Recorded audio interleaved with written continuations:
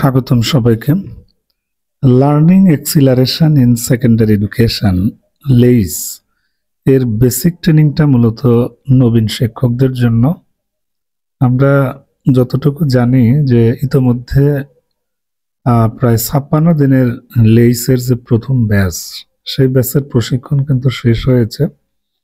এখন লেইস প্রজেক্টের দ্বিতীয় ব্যাচের নবীন শিক্ষকদের প্রশিক্ষণ বিভিন্ন টিচার্স ট্রেনিং কলেজে অনুষ্ঠিত হচ্ছে। যে সমস্ত নবীন শিক্ষকগণ লেইস ট্রেনিংয়ে অংশগ্রহণ করছেন বা ভবিষ্যতে অংশগ্রহণ করবেন, তাদের প্রত্যেকের জন্য আমার ইউটিউব চ্যানেল থেকে অনেক অনেক শুভকামনা থাকবে। প্রশিক্ষণ একজন শিক্ষককে শুধু দক্ষই করে গড়ে তোলে না, তার পেশাগত দক্ষতা উন্নয়নে গুরুত্বপূর্ণ ভূমিকা রাখে। তো লেইস প্রজেক্টের যে উদ্দেশ্য সেটি ফলপ্রসূ হোক, এটা অবশ্যই আমরা কামনা করি। এর দ্বিতীয় ব্যাচ শেষ হতে না হতে আবার তৃতীয় ব্যাচের কিন্তু তথ্য নেওয়া শুরু হবে। তবে এই ট্রেনিংটা মূলত এনটিআরসি কর্তৃক বিভিন্ন চক্রে নিয়োগপ্রাপ্ত শিক্ষকগণ, সরকারি এবং বেসরকারি উভয়ই এই প্রশিক্ষণে অংশগ্রহণ করতে পারছেন। মূলত লেইস ট্রেনিংটাকে নবীনদের ট্রেনিং বলা হচ্ছে, অর্থাৎ যাদের চাকরি অনন্য 5 বছর, 2020 সাল বা তার পরবর্তীতে যারা যোগদান করেছে, মূলত তারাই এই প্রশিক্ষণের আওতায় আছে এবং তারা এই প্রশিক্ষণে অংশগ্রহণ করছে আমি যতটুকু জানি। এখানে প্রার্থীর বয়স 40-এর নিচে হবে, 40+ হলে হবে না।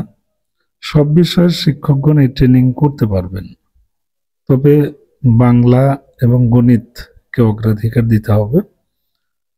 আশা করা যাচ্ছে এই ট্রেনিংয়ে মোট 27,180 জন নবীন শিক্ষক এই বেসিক ট্রেনিং মূলত পাবেন। এখানে তার বিষয়ভিত্তিক ছাড়াও কারিকুলামের বিভিন্ন বিষয়গুলো মূলত শেখানো হয়। সো এই প্রজেক্টটা 2028 সাল পর্যন্ত চলতে পারে এবং এখানে যাদের বয়স 40+ আছেন তাদের জন্য কিন্তু 42 দিনের একটি প্রশিক্ষণ আসবে। এছাড়া প্রতিষ্ঠান প্রধানগণ তারাও কিন্তু 21 দিনের একটা লিডারশিপ ট্রেনিং এই প্রকল্প থেকে তারা পাবেন। সুতরাং হতাশার কিছু নেই, এখানে সকলের জন্যই ট্রেনিং এর ব্যবস্থা আছে। তবে আপনারা যদি মনোযোগ দিয়ে এবং সত্যিকার অর্থে প্রশিক্ষণটা গ্রহণ করেন, তাহলে এর উদ্দেশ্যটা কিন্তু ফলপ্রসূ হবে। ঠিক আছে, আমরা জানি যে বিভিন্ন প্রজেক্টে বিভিন্ন সংগঠন, বিদেশি সংগঠনগুলো কিন্তু এদেশে প্রচুর টাকা ইনভেস্ট করে প্রশিক্ষণের জন্য। আপনারা যদি সেই প্রশিক্ষণটা সুন্দরভাবে গ্রহণ করেন, তাহলে এর উদ্দেশ্যটা সফল হবে। ঠিক আছে, এবং আমি বিশ্বাস করি যে অবশ্যই শিক্ষকবৃন্দ, প্রশিক্ষকবৃন্দ এবং লেইসের যারা কর্মকর্তা কর্মচারী বৃন্দ, তারা প্রত্যেকেই অত্যন্ত আন্তরিক এবং এটি ফলপ্রসূ হবে এমনটাই আমরা প্রত্যাশা করি। সো প্রশিক্ষণ নিলে আপনার পেশাগত দক্ষতা বাড়বে, পাশাপাশি আপনি এই যে 56 দিন একটা শৃঙ্খলার মধ্যে থাকবেন, হ্যাঁ, এটা আপনাকে অনেক বড় অ্যাচিভমেন্ট এনে দিবে আমি মনে করি। সো এই প্রশিক্ষণ শেষে একজন শিক্ষক নিঃসন্দেহে দক্ষ শিক্ষক হবেন, আর একজন দক্ষ শিক্ষক শ্রেণীকক্ষে অত্যন্ত সুন্দরভাবে, সুচারুভাবে শ্রেণী কার্যক্রম পরিচালনা করতে পারবেন, এমনটাই আমাদের প্রত্যাশা।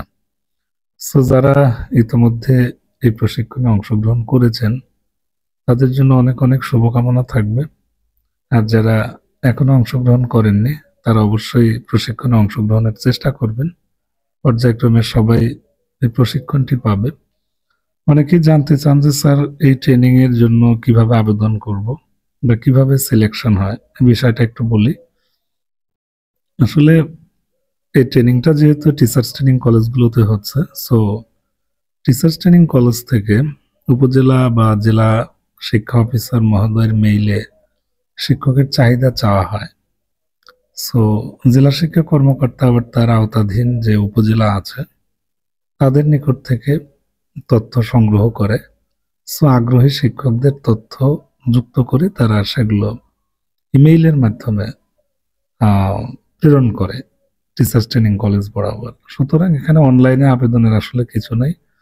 এই ট্রেনিংয়ে অংশগ্রহণ করতে চাইলে আপনি প্রতিষ্ঠান প্রধানকে মৌখিকভাবে বলে রাখবেন যে আপনি এই প্রশিক্ষণে অংশগ্রহণের জন্য একজন আগ্রহী, এবং সেই বিষয়টি তিনি আবার উপজেলা মাধ্যমিক শিক্ষা কর্মকর্তাকে অবগত করে রাখবেন। অথবা মাধ্যমিক শিক্ষা কর্মকর্তা জেলা শিক্ষা অফিস বা টিটিসি থেকে প্রাপ্ত ইমেইল যখন পাবে সেটি তো প্রতিষ্ঠানে শেয়ার করবে। সো সেই ইমেইল মাধ্যমে আপনারা জানবেন যে আসলে শিক্ষকের চাহিদা বা তথ্য কখন নেওয়া হয়, সেই সময় আপনার তথ্যটা আপনি দিয়ে দেবেন। এটাই হচ্ছে ব্যাপার। আর অনেকেই জানতে চান এই প্রশিক্ষণ শেষে আসলে কি পরিমাণ আর্থিক সম্মানী বা প্রশিক্ষণ ভাতা দেওয়া হয়। সো যেহেতু ইতিমধ্যে একটি ব্যাচ সম্পন্ন হয়েছে, সুতরাং তাদের কাছ থেকে প্রাপ্ত তথ্য মতে আসলে লেইস ট্রেনিংটা একটা মেগা ট্রেনিং, মেগা বাজেটের ট্রেনিং। এটাকে আমরা অনেকেই মস্কারার ছলে বা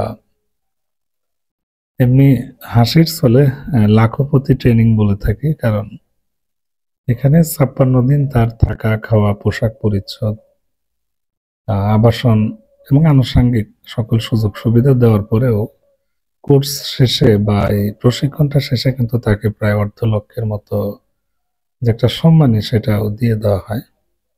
সুতরাং এখানে সম্মানের দিক দিয়ে কোনো ত্রুটি বা প্রশিক্ষণ ভাতার দিক দিয়ে কোনো ত্রুটি আপনাকে রাখবে না, কারণ এই প্রজেক্টে প্রচুর বরাদ্দ আছে।